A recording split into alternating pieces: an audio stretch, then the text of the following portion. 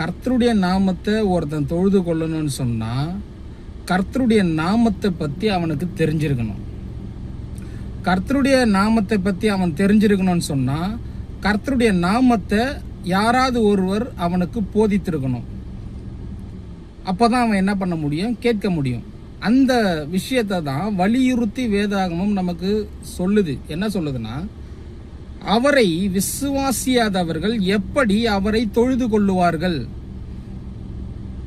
அவரை குறித்து கேள்விப்படாதவர்கள் எப்படி விசுவாசிப்பார்கள், பிரசங்கிக்கிறவன் இல்லாவிட்டால் எப்படி கேள்விப்படுவார்கள், அனுப்பப்படாவிட்டால் எப்படி பிரசங்கிப்பார்கள், சமாதானத்தை கூறி நற்கிரியைகளை சுவிசேஷமாய் அறிவிக்கிறவனுடைய பாதங்கள் எவ்வளவு அழகானவைகள் என்று எழுதியிருக்கிறதே. வேதம் நமக்கு என்ன சொல்ல வருதுன்னு சொன்னா, இயேசு செய்த காரியங்களை நமக்கு நினைப்பூட்டுக்குது வேதம்.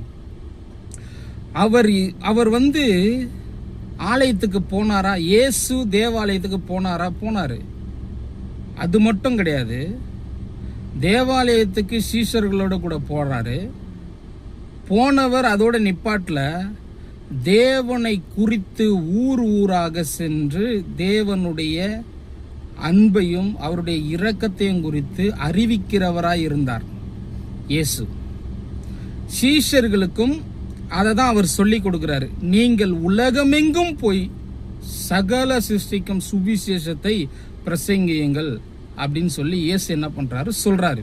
ஆனா இன்னைக்கு இருக்கிற சபைகள் இந்த காரியத்தை செய்யுதா அப்படின்னு பார்த்தீங்கன்னு சொன்னா கேள்விக்குறிதான்.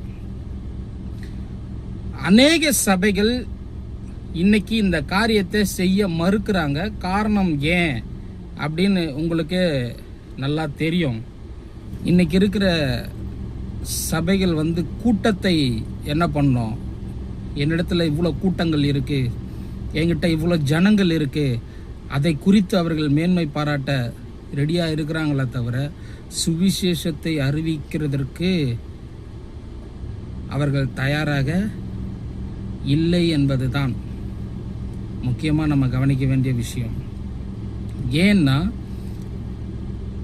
ஆலயத்துக்குள்ள ஒவ்வொரு விசுவாசிகளும் சபைகளுக்கு ஆண்டவரை குறித்து அறிந்து அவரை அறிவிக்க அநேகர் என்ன பண்ணணும்னா முற்பட வேண்டும். இயேசுவை போல உலகமெங்கும் போய் சகல சிருஷ்டிகளுக்கும் என்ன பண்ணோம், சுவிசேஷத்தை பிரசங்கிக்க கூடியவர்களா நீங்களும் நானும் இருக்க வேண்டும். அனுப்பலனா போக முடியாது, சொல்லலைன்னா அவரை குறித்து கேள்விப்பட முடியாது. இன்னைக்கு சபைக்குள்ள இருக்கிற ஒவ்வொரு விசுவாசிகளும் தேவனை கற்று அறிந்து அவரை பற்றி அறிவிக்க புறப்பட வேண்டும். ஏன் சொன்னா சுவிசேஷத்தை அறிவிக்க வேண்டும் என்பதுதான் தேவனுடைய சித்தமாய் இருக்கு. தேவனை குறித்தும் தேவனுடைய வார்த்தையை குறித்தும் நீங்கள் அறிந்து கொண்டால்தான் அவர் மீது விசுவாசம் உங்களுக்கு வரும். அந்த விசுவாசம் உங்களுக்கு வந்தாதான் அவர் மீது நீங்க என்ன பண்ணுவீங்க, விசுவாசத்தை வைப்பீங்க. அப்போ நீங்களே அறியாத பட்சத்துல நீங்கள் எப்படி என்ன பண்ண முடியும், விசுவாசத்தை அறிந்து கொள்ள முடியும், அறிவிக்க முடியும். ஒவ்வொரு விசுவாசிகளும் சுவிசேஷத்தை அறிவிக்க கூடியவர்களா இருக்கணும், சுவிசேஷத்தை அறிந்து கொள்ளுகிறவர்களா இருக்கணும். சுவிசேஷ பாரம் என்ன பண்ணணும், இருக்கணும். வெறும் நம் வாய் வார்த்தைக்கு சொல்லாம ஆண்டவரை குறித்தும் ஆண்டவர் செய்திருக்கிற காரியங்களை குறித்தும் நாம் என்ன செய்ய வேண்டும், இந்த பூமியில் இருக்கிற சகல ஜனங்களுக்கும் நாம் போதிக்க வேண்டும். அவர்களை அறிந்து கொள்வதற்கு நாம் என்ன செய்ய வேண்டும், உதவி செய்ய வேண்டும். நாம் அதுக்கு ஒரு கருவியாக நாம் பயன்பட வேண்டும். இந்த மேன்மையான காரியங்களை நாம் போதிக்கிறவர்களாக இருக்கணும், அதற்கு ஆர்வமுடையவர்களாக இருக்கணும், அதற்கேற்ற அறிவுள்ளவர்களாக நாம் என்ன பண்ணணும், நடந்து கொள்ள வேண்டும். அப்போ தேவனுடைய ஆலயத்துக்கு போகிற நாம் தேவனுடைய வார்த்தைகளை ரொம்ப தீவிரமாய் கவனித்து கேட்டு அதை அறிந்து கொண்டவர்களாக பிறகு அறிவிக்கக்கூடியவர்களாக நாம் இருக்க வேண்டும். நாம் அறிவிக்கப்படாவிட்டால் மற்றவர்கள் என்ன பண்ண முடியாது, நிச்சயமாக தெரிஞ்சிக்கவே முடியாது. நாம் வணங்குகிற, நாம் ஆராதிக்கிற நம்முடைய தேவன் எப்படிப்பட்டவர் என்பதை நாம் என்ன செய்ய வேணும், அறிந்து வைத்திருக்க வேண்டும். நாம் அறிந்து வைத்திருந்தால்தான் அறிவிக்க முடியும்.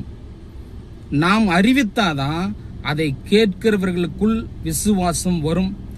அப்பொழுதுதான் அவர்கள் தேவனை அறிந்து கொள்வார்கள். ரொம்ப அழகா வேதம் வசனம் நமக்கு என்ன பண்ணது, சில காரியங்களை குறித்து நமக்கு சொல்லுது. நாம் இந்த மாதிரியான காரியங்களை குறித்து நாம் என்ன பண்ணணும்னு சொன்னா பாரப்படுகிறவர்களா இருக்கணும். ஆண்டவரே என்ன பயன்படுத்தும் அப்படின்னு சொல்லி கேட்கக்கூடியவர்களா நாம் என்ன பண்ணோம், இந்த பூமியில வாழணும். நம்மளை பூமியில, இந்த பூமியில தேவன் நம்மளை வைச்சதுக்கான நோக்கம், அந்த நோக்கத்தை நிறைவேற்றக்கூடியவர்களா நாம் என்ன பண்ணோம் இருக்கணும். அதனால தான் மத்தேயு சுவிசேஷத்தில் நான் அந்த ஒரு வசனத்தை படிக்கிறேன், நல்லா கவனிங்க.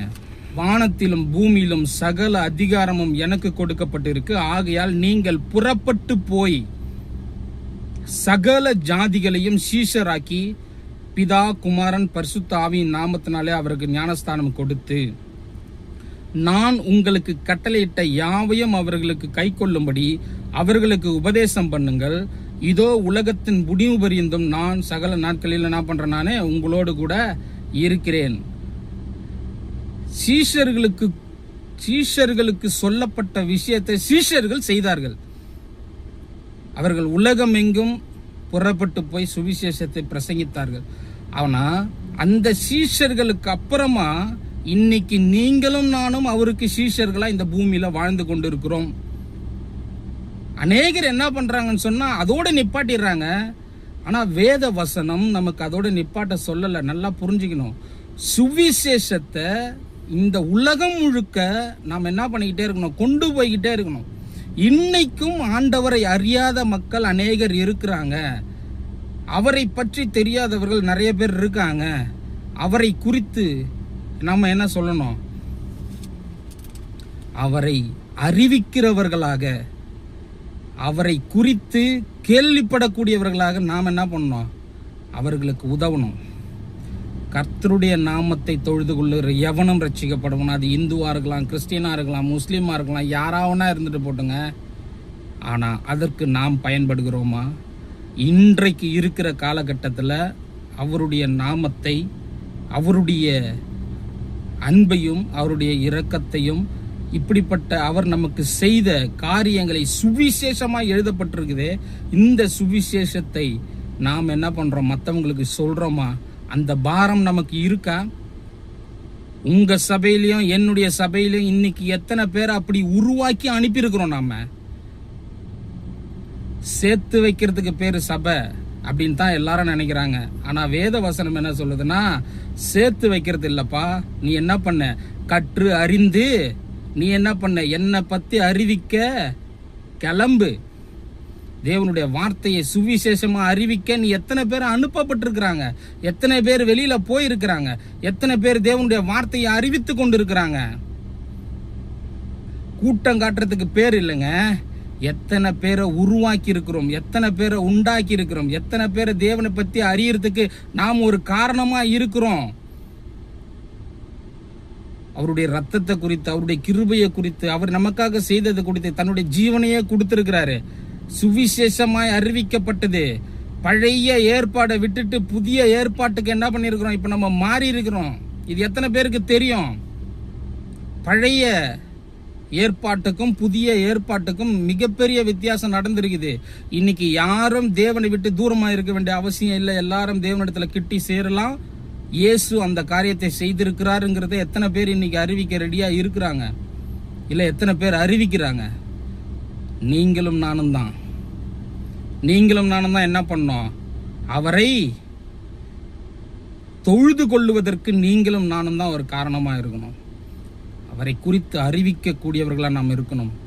அவரை குறித்து என்ன பண்ணோம், சொல்லக்கூடியவர்களாக, சுவிசேஷத்தை அறிவிக்கக்கூடியவர்களாக நீங்களும் நானும் இருக்கணும் என்பதுதான் வேத வசனம்.